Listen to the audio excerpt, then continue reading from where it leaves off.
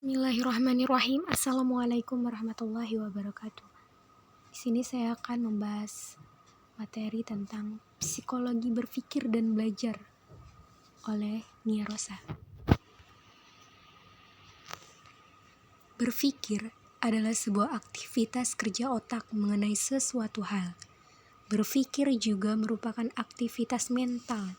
Sebab berpikir tidak hanya menggunakan aktivitas otak namun juga menyangkut semua bagian tubuh dan juga perasaan atau emosi dalam psikologi. Dalam proses berpikir tentunya setiap individu memakai beberapa simbol atau penggambaran. Konsep adalah konstruksi simbolik yang memberi gambaran ciri atau beberapa ciri secara umum mengenai sebuah objek atau kejadian. Dalam berpikir sendiri juga terdapat beberapa macam konsep, yaitu konsep sederhana, konsep kompleks, konsep konjungtif, konsep disjungtif, konsep relasional.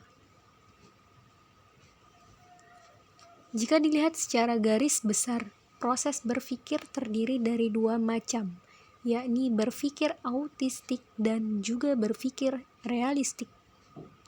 Dengan berpikir autistik, maka individu bisa lari dari kenyataan dan melihat kehidupan hanya sebagai gambaran saja.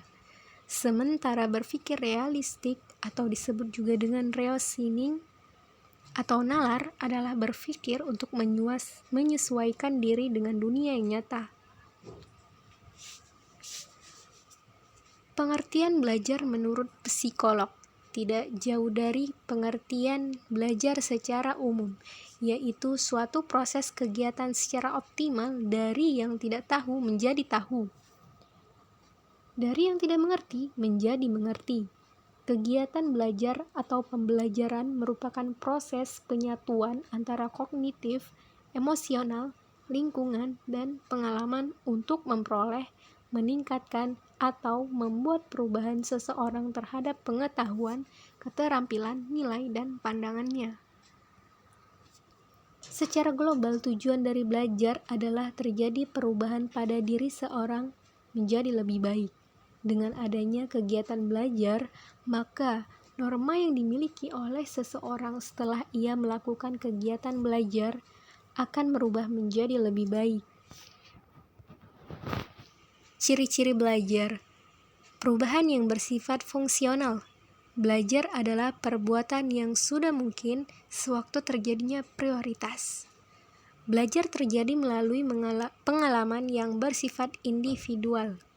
Perubahan yang terjadi bersifat menyeluruh dan terintegrasi. Belajar adalah proses interaksi.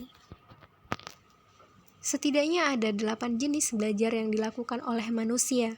Adapun beberapa jenis belajar adalah sebagai berikut: belajar rasional, belajar abstrak, belajar keterampilan, belajar sosial, belajar kebiasaan, belajar pemecahan masalah, belajar apresiasi,